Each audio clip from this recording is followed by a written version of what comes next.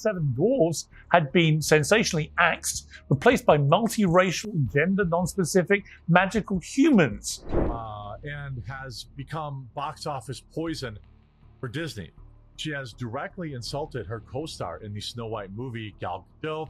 You're progressive in one way, but you're still making that fucking backward story of seven dwarves living in a cave. What the are you doing, man? Oh, you thought the Snow White disaster couldn't get any worse? Think again, because Rachel Zegler, the Hollywood equivalent of an unskippable ad you really don't want to see, has found a brand new way to dig herself an even deeper hole. And this time, she's taking aim at Peter Dinklage, the very guy whose criticism helped start this whole train wreck. But instead of facing the reality that Snow White is an unmitigated disaster, Zegler is doing what she does best, playing the victim and throwing out accusations to distract from her own failures. Let's back up for a second. So we all know that Snow White is officially one of the most embarrassing flops in Disney history. The marketing was a joke. The lead actress did everything in her power to alienate audiences. The Seven Dwarfs were replaced by a bizarre collection of extras who looked like they got lost on their way to a Netflix drama. And now, after months of backlash, Bob Iger is frantically trying to gaslight everyone into believing the film isn't a total failure. Spoiler alert, it is. But here's where it gets interesting. Peter Dinklage, yes, the guy who's been in the industry longer than Rachel Zegler has been alive.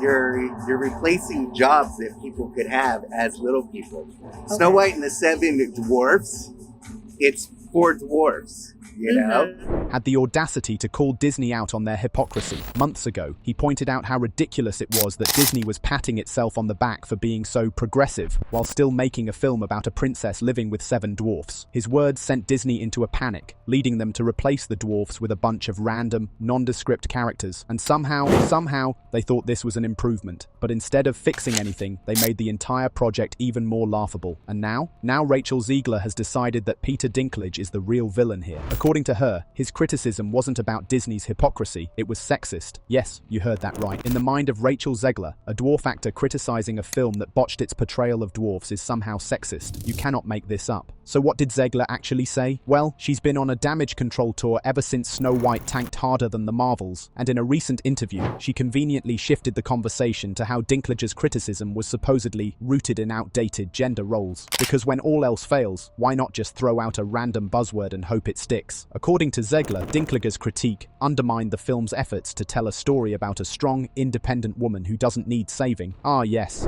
Rachel Zegler, who stars as Snow White, condemned Prince Charming as weird and a stalker, adding that she hates the original.